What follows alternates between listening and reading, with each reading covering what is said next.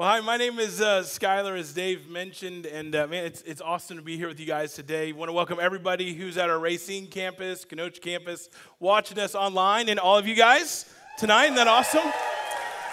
As I've watched some of the videos of Great Lakes Church, that's my favorite part.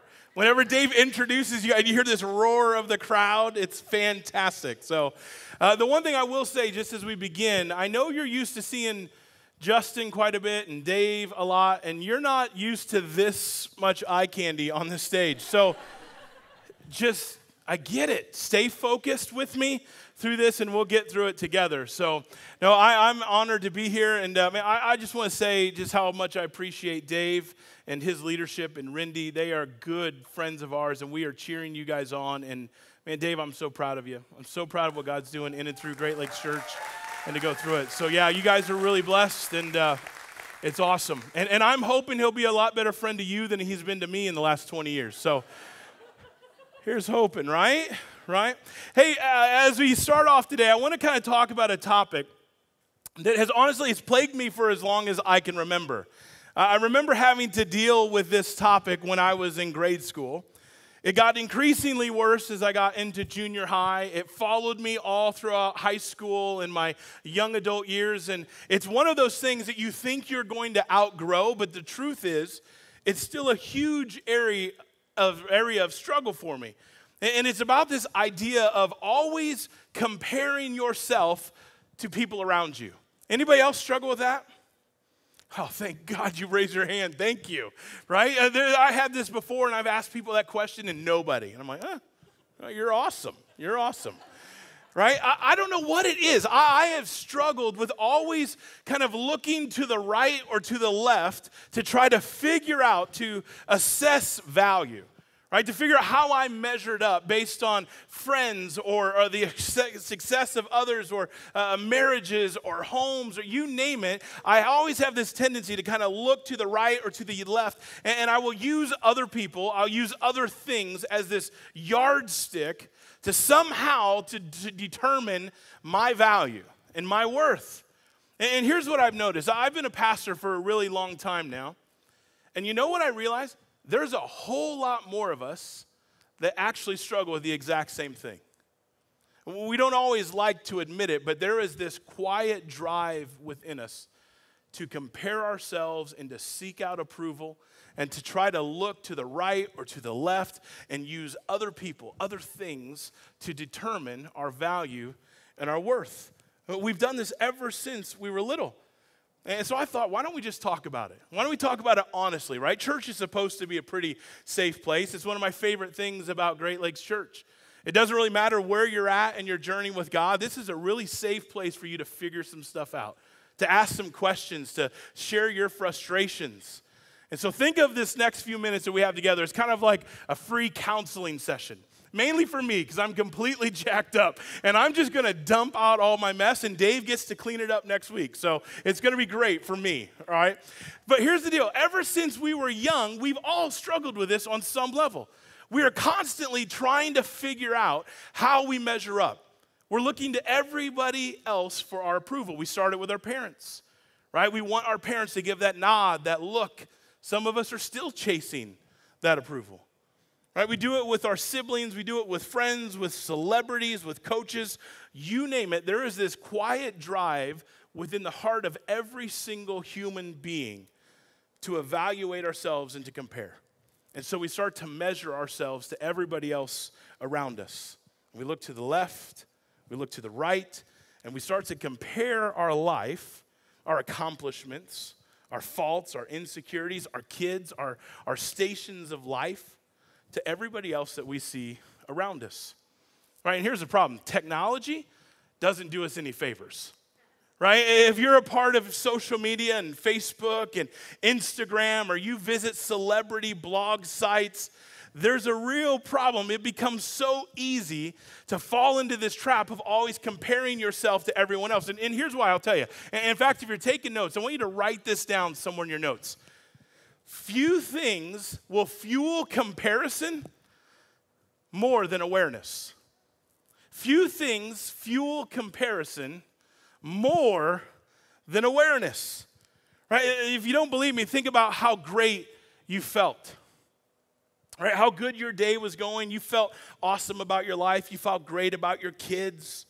You felt great about your season of life, your job that you're in, until all of a sudden you were made aware of someone else's life, somebody else's kids, somebody else's promotion, somebody else's station in life. Right? If you've ever had this experience, you wake up in the morning, you get ready for work, you stand in front of the mirror and you're like, don't change a thing. Right? You look good today. Right? Your hair's falling in the right place. Right? Your body fits into the right nooks and crannies. And you make your way off to work until plastic surgery Patty walks in the office. And all of a sudden you're like, oh, I'm a hot mess. Man, I was feeling so good about myself. And then she walks in the room. Oh, my goodness. Or how about with our kids? Recently, we were talking about this with my wife. And not too long ago, I can remember when my kid solved his very first Lego set all by himself without any help from mom and dad. If you want to know what heaven's going to be like, it's not having to help your kids with stupid games. It's awesome, right? And we were so excited. I'm like, that's awesome, right? He's growing up. He just built an entire Lego set without ever having to use the instructions, and I didn't even have to help him out. And we were feeling pretty good until our annoying neighbor came over and said, guess what our son did? He solved a Rubik's Cube in 11 seconds today. And all of a sudden, you're like, oh, my kid's a moron. Oh, right? And you're going, Lego set. How dare you? Right? Few things are going to fuel comparison more than awareness. And here's the problem. What happens is we start comparing our everyday lives to the highlight reels of everybody else. We start looking at their Instagram posts going, why don't we ever go on vacation like that?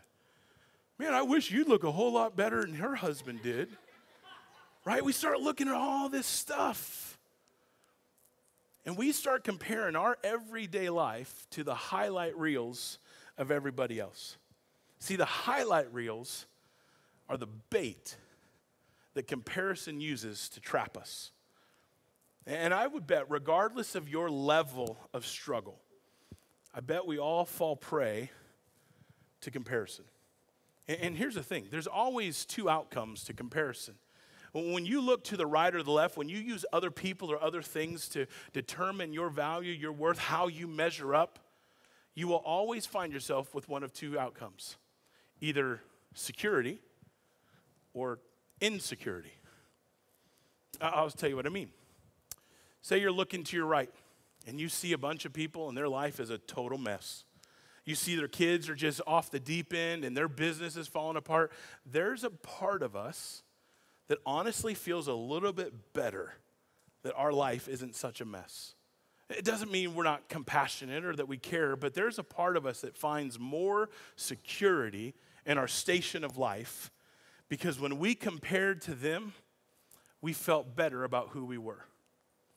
And then all of a sudden you look to the other side and you see somebody else and you see their marriage, you see their house, you see their bank accounts, you see their job, you see their station of life, and all of a sudden you no longer feel secure. Now you feel discouraged. Right? You feel discontent. Your marriage isn't what you want it to be. Your home isn't big enough. Your kids aren't what you hope they would be. And all of a sudden you start to feel like we should have more. All right, we deserve this. We need to be more. We need to accomplish more. We need to do more. We need to try harder. And it causes us to question our choices. Right? It causes us to question our station in life. And I would bet for many of us in this room, it might even cause you to question your faith in God. God, how come they get all that stuff? How come it seems like they're the dumbest people you've ever created, and yet you have blessed them so much? Right? Is that just me? I told you, I'm dumping it all out today as we kind of get this going. Right? Have you ever had that? You got that coworker who you're going, every time he opens his mouth, you're going, I am going to ram a pack of highlighters down your throat. No one should ever speak. And yet he just seems to keep getting promoted. Right? And even maybe in your faith, you go, God, I just don't get that. How come you're blessing people that clearly don't think they did or look like they should deserve it? And all of a sudden what happens is because we compare our life, our situation, our circumstance to somebody else, we start to measure up, and now we're feeling insecure. We're feeling disappointed. And without even noticing, I bet so many of us, we are engaging daily in a lose-lose activity. And we don't even realize how dangerous it is. All because we want to keep moving on in life to what my good friend Andy Stanley calls the land of Ur. It's not true. Andy Stanley is actually not my friend at all. He doesn't even know I exist. But have you ever seen those people on TV where you're like, I think we could be really good friends, right? That's kind of me and Andy. I've literally sent him like 9 emails for the last 7 years in a row every day, and he hasn't responded yet. But I know when he does, we're going to have a really good friendship. Right? Andy Stanley, he does it brilliant. He used this phrase, the land of Ur. If you're not familiar with it, the land of Ur is this mystical land of unmet expectation and wishes. Right? I wish I had their job. Right? And so what happens is we're not content with being who we are or what we are or where we are, and so we convince ourselves that it's time to move to the land of Ur. Now, I don't want to be smart anymore. I want to be smarter. I don't want to be rich anymore. I want to be richer. I don't want to just be pretty. I want to be prettier. I don't want to be happy. I want to be happier. And so we think we can move to this land of unmet expectations and wishes. I wish I was just where they were. Everything in my life would be better if I had their situation. Everything would be better if I had their job. My marriage would be better if we had what they had, or if we looked how they looked, or we could be where they would be. And we just want more because then we would feel better about our lives. Right? And you know what's crazy? Maybe some actually happens in your life. You start to move forward a little bit. All of a sudden, you find yourself realizing that isn't enough. Now you want to move to the land of Est, right? It's not enough to be richer anymore. I want to be rich Est. It's not enough to be prettier. I want to be pretty Est. I don't want to be happy. I want to be happy Est. And you know what's crazy? We carry these unmet expectations and these wishes with us, these false hopes and these broken thinking with us all throughout our entire life. And then we date. And then we get married. And then we have kids. And now we want our kids to be more or more Est than everybody else's kids. And all of a sudden we start to think if we were just like them, everything would be better. And friends, listen to me. Being richer or smarter or happier, it may feel like a short-term win, but I want you to understand something. For yourself, for your families, for your kids, for your marriage, comparison is a game with no winners. And honestly, if you're new here, maybe someone drags you today and you're not even sure about this whole God thing, and you're just checking it out, and you need to know if you'll be back. Listen to me. If you just listen to this one thing and apply it to your life, I promise you it will be a game changer. And it's this. Comparison is a game with no winners. If you're taking notes, you can write it down this way. There is no win in comparison. There is no win in comparison. See, looking to the right or to the left, it is never going to help you find what your heart is longing for. And I bet, if you're like me, this is a bigger struggle than what many of us would ever care to admit. So just in the next few minutes we have today, how do we deal with that? Well, what can we do about that? How do we avoid the comparison trap? Well, I got to tell you, there's some really good news. All throughout the Bible, God gives us some directions about how to navigate that feeling that comes up in our hearts. And so if you actually brought a Bible with you tonight, I want you to open it to Ecclesiastes chapter 4. If you didn't, don't feel weird about it. We'll put the words on the screen. You can kind of follow along with us. But Ecclesiastes chapter 4. I once heard a pastor friend of mine say, if you speak from your weaknesses, you're never going to run out of material. And I'm telling you what, for as long as I've done this, this has been a struggle in my life. This has been a weakness in my life. And here's the interesting thing. This isn't new to me. In fact, 3,000 years ago, the smartest man that ever walked the face of this earth, he was more successful than any of us will ever be. He had more wealth. He had more accomplishments than any of us. The Bible says that he never denied his heart anything. He saw something, he tried it. He went after it. He sits down at the end of his life, and he begins to put his life on paper. And he says, you know what I've learned? You know what I've just figured out? And he writes it down in this little journal. We call it the book of Ecclesiastes. In Ecclesiastes chapter 4, he talks about this idea. He says this in Ecclesiastes chapter 4. And here's what I saw. I saw that all toil, right? That word toil means all effort. All the things that people were doing. I saw that all toil and all achievement spring from one person's envy of another. In other words, Solomon's saying, you know what I figured out? Man, I'm at the end of my life. Nobody really cares. I'm not trying to impress anybody. So let me just get really honest with you. Let me tell you what I discovered in my life and in the life of other people. That for the most part, the thing that drives people the most is competition. It's looking around at what everybody else has and what everybody else is doing and trying to determine where they are based on where everybody else is. He says, you know what I figured out?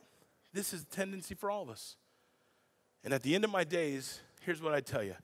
Look what he says in the next verse. He says, this too, it's Habel. It's meaningless. It's pointless. It's like chasing after the wind. Solomon sits down and he pens this journal. He says, let me just tell you, man, every time I look around, you know what I see? I see people chasing. They may look confident on the outside. They may look put together, but there is this quiet drive in them to compare themselves to everybody else around them. And you know what? It's meaningless.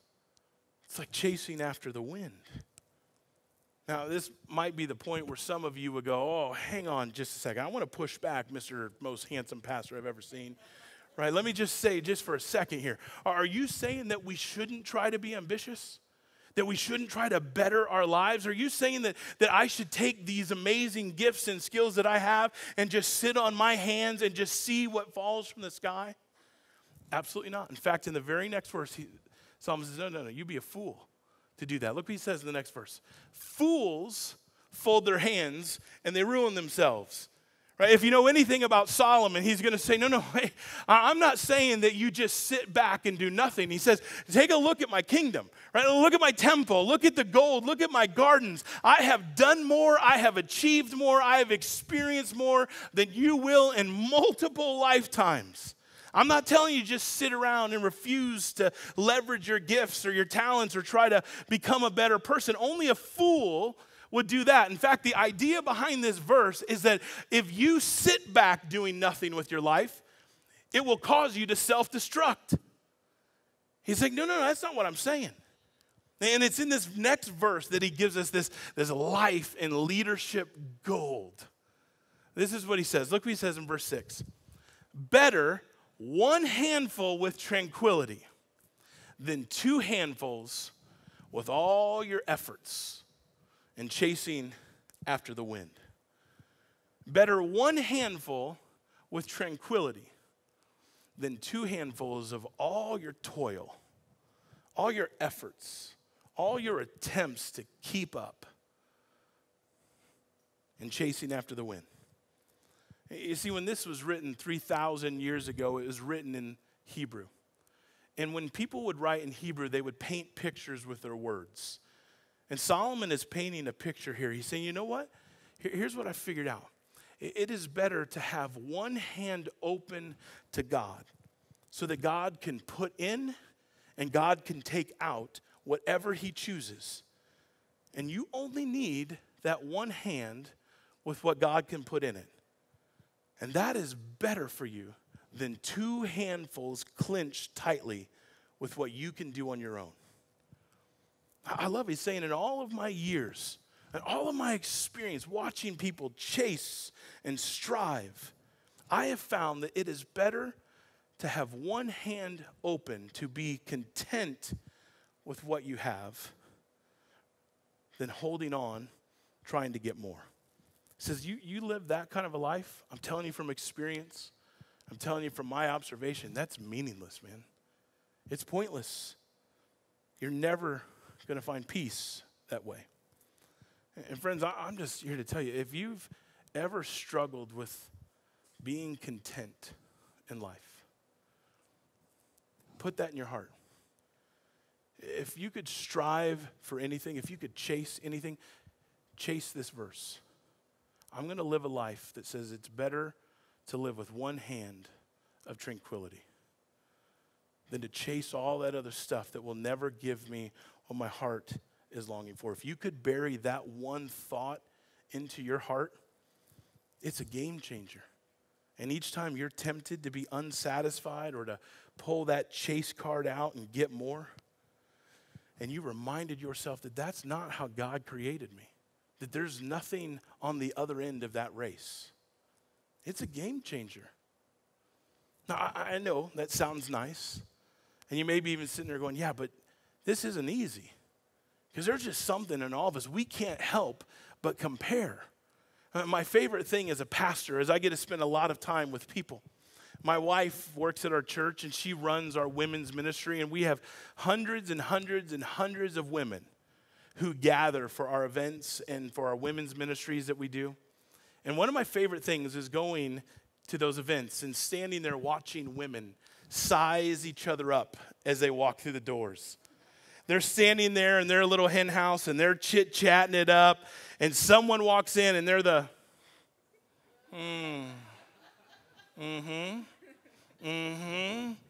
right? Women, you have a supernatural gift. You can assess a hussy from 1,000 miles away. I'm telling you, I'm not even joking. It's impressive, right? My wife will come up to me sometimes at church going, what are you doing? I'm like, I'm just saying hello. Oh, no, you don't talk to those kinds. Okay, I don't even know what that means, but I will dutifully do what you say. She's like, no, I can just tell she's got that look. Okay, I'd like to introduce myself a little more, right? No, I'm not saying that. And so you have this ability. I've watched, it is amazing, right? Because we just can't help but compare ourselves to everybody else around us. It wasn't just a problem 3,000 years ago. And here's what's crazy. That problem continued on, even in the New Testament. Right? When you would think that Jesus would come and set things right and he would build a church that would be founded upon the right stuff, and those who would even call themselves Christians, eventually you go, oh, surely those people would have put this problem to rest. It's not the case. In fact, the Apostle Paul writes this letter in 2 Corinthians to a group of Christ followers in a town called Corinth. And he says, I want to give you the foundation of what it's going to be if you're going to be a part of this faith community. He says, here's what's going to happen, right? This is what our culture is going to be in this faith community. Here's what he does. Not only in the church in Corinth, if you want to be a follower of Christ, listen up. He says, this is what every Christ follower should live with. And he writes this letter, and in 2 Corinthians chapter 10, he says, here's what we're going to do. We're going to demolish all the stupid arguments that people want to have. Every permission and pretension that sets itself up against the knowledge of God. He says, you know what else we're going to do? We're going to take captive every thought that enters into our mind, and we're going to make it obedient to what? To Christ. Think about that. He's saying, hey, listen, everything that I'm going to talk about, everything that I'm about to confront, it's built upon this foundation. We're going to take every thought that comes into our mind, we're going to hold it captive and make it obedient to Christ. This is going to be the foundation that unites us. I don't care about people's arguments. I don't care about people's preferences. And guess what? The church wasn't designed to be the place where everybody agreed. It wasn't the place where only if you believe what I believe can we be in relationship. He says, no, none of that stuff matters. So we're demolishing all that stuff. Our old way of thinking, that's gone. And whenever that stuff comes into your mind, whenever you want to judge, whenever you want to compare, whenever you want to critique, whenever you want to write on your comment card that the music is too loud, he says, I just don't care. He says, instead of writing me an email, take that thought captive and make it obedient to Christ. Because we got a mission, and we're not going to get sidetracked from it. That's what he tells them. And so he kind of goes on a little bit further, and he says, this is the deal. We're going to live for an audience of one. We're going to live for the approval of one. And so he addresses the exact same thing that Solomon addressed a few thousand years earlier. Look what he says in verse 11 and 12. He says, we do not dare to classify or compare ourselves with some who commend themselves. When they measure themselves by themselves and compare themselves with themselves, what does he say? They're not wise. They're not wise. So he says, we, however, right? You want to be a part of this faith community? You want to be a follower of God? He says, we are not going to boast beyond proper limits, but we're going to confine our boasting to the sphere of service, right? This is what God has given to me. This is my circle of influence. This is my family, my job, my kids, my church, and I don't care what happens beyond it. This is what God has given to me. God himself has assigned it to us, a sphere that also includes you. Paul's saying exactly what Solomon observed. He says, man, what good does it do to you to compare and to measure yourself to someone else? Because most likely, they're measuring themselves against someone else as well. Right? Think about that for a minute. When you look to the right or to the left to figure out how you compare and how you measure up, the person you're looking to is most likely looking to the right or to the left to figure out how they compare when they looked in those ways. All right, so let me just ask us. Let's just be honest. Who are you looking to? What's that stuff that's got a hold of your heart that you just keep finding yourself in a place of being discontent because you see what other people have and you feel like God gave you the short end of the stick? What is that for you? What's that look like for you? Is it somebody else's job? Is it somebody else's kids and their success? Is it somebody else's spouse? Is it a roommate? Is it a friend? You're not malicious. You're not angry. It's just you look at them with this envious heart going, I wish I had what they had. I wish I could be what they are. I wish I could do what they've done. Paul's saying you're never going to feel satisfied when you try to measure up by looking to the right or left. He says instead, just be content. Be content with who you are. Be content with whatever God has given to you. You know what he's saying? Better one handful of tranquility than two handfuls of toil and chasing after the wind. That's what Paul's telling us.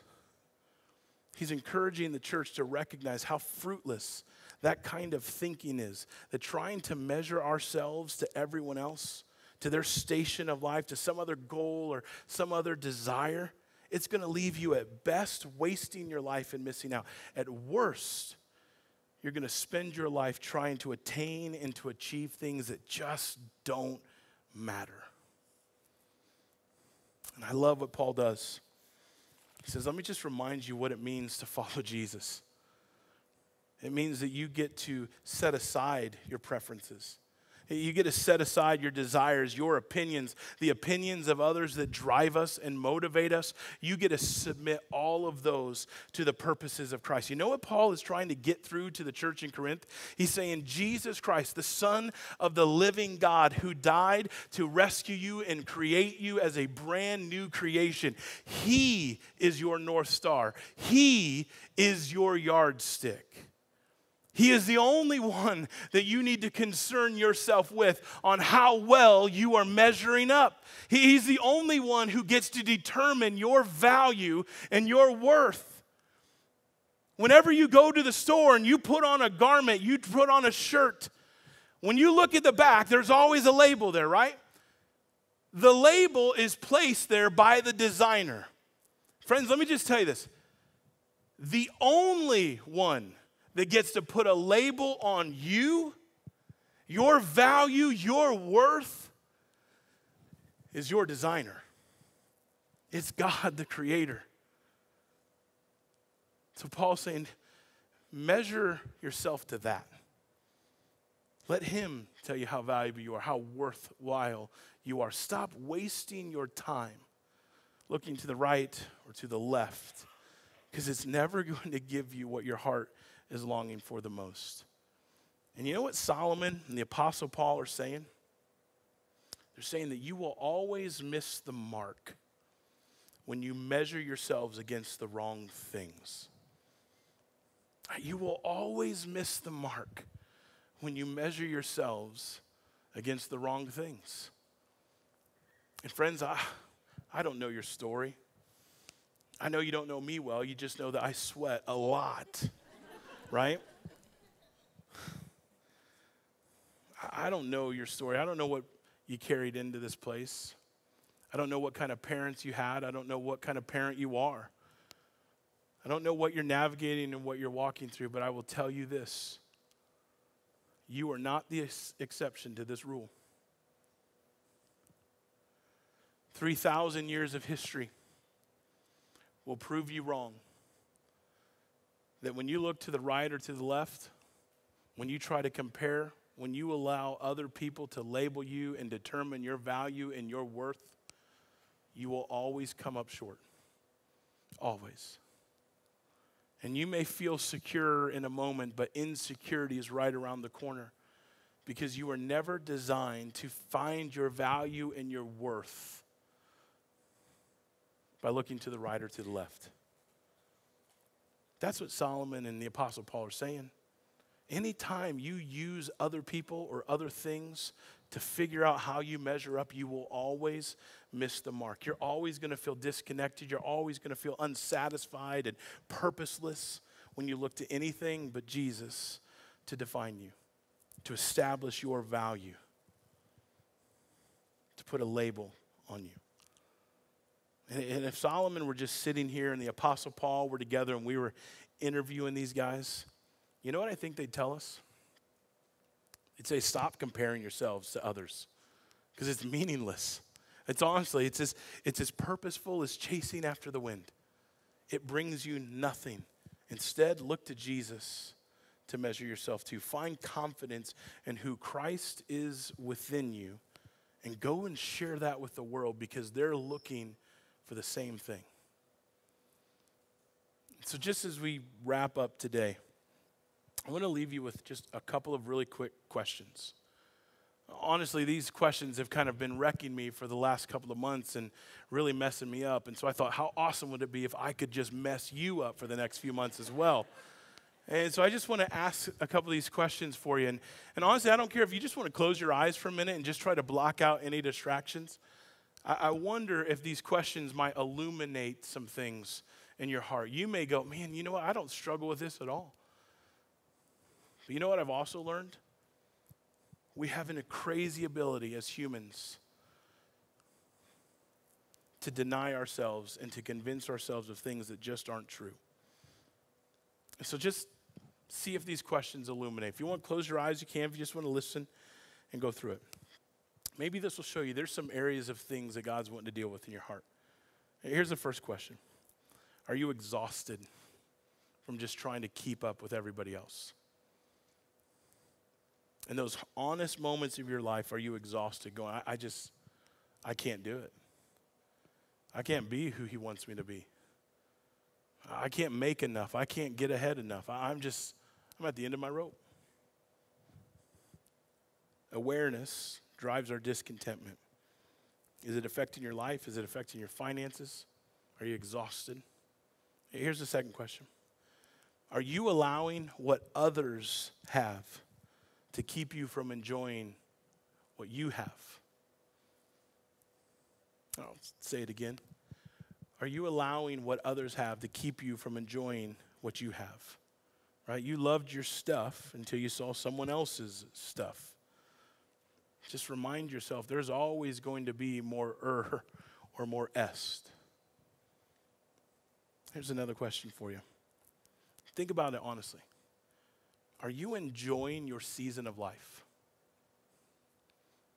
Are you just trying to endure, hoping that it's going to get better eventually? Now, I'm not downplaying what you're going through or the circumstance that you're in by any means. But sometimes we get so frustrated with where we are that we miss what God is trying to do in us and through us. We want to get around the storm, and God only promised to take us through it. Are you enjoying your season of life? If not, talk with God. Talk with him honestly. See if God can reveal what he's trying to teach you in this season. Here's the fourth one, and got one more after this. How often do you say, I wish I, rather than I am thankful for? How often? In fact, if you aren't thinking this way, this week, run a tally in your mind of how often you are wishing for something else, rather than pausing to ask God to say, God, what am I thankful for? Because wouldn't it be amazing to get to a place where we're content with just one handful of tranquility, rather than wishing we had more hands and more fistfuls and never feel like we had enough? Wouldn't that be amazing? Here's the last question. Who do you secretly enjoy seeing fall? Who do you secretly enjoy seeing fall? I remember hearing this question asked of me, and it just brought me to my knees. Because I hate this question, because it shows me how ugly my heart is. There's a part of me that kind of enjoys seeing competition fall. And here's where it gets really nasty.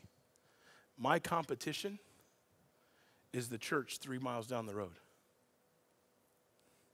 I live in Lake Zurich, Illinois. I'm 20 minutes away from Willow Creek. And there is conversation in that area of town like you wouldn't believe. And it's floated all throughout our nation. And let me just tell you one thing. Your job is to recognize you don't have information, other than the fact that there's hurting people who need Jesus to heal them. That's the only commentary the church down the road should be making. But who in your life do you actually kind of enjoy seeing fall? It reveals some messed up stuff that's honestly taking place in your heart. Friends, being richer, smarter, funnier, healthier, skinnier, prettier, it may feel like a short-term win, but I'm telling you, for ourselves, for our families, for our marriages, for our kids, it's a game with no winners. So here's my encouragement. Let's look to Jesus as our true yardstick. Let's try to live with just one hand full of tranquility, rather than always chasing the wind for stuff that just doesn't matter. Can I pray with you tonight? God, thanks for today. Thanks that we can just be together as friends and family. God, I pray that you would just take this and put it in our hearts, that you would speak honestly to us as we speak honestly back. Thanks that you're big enough to deal with all of my insecurities. That God, you're not asking for me to be perfect. You're just asking me to be vulnerable, to be honest with you. And Lord, I pray that for my friends today. Apply this word to our hearts. In Jesus' name, amen.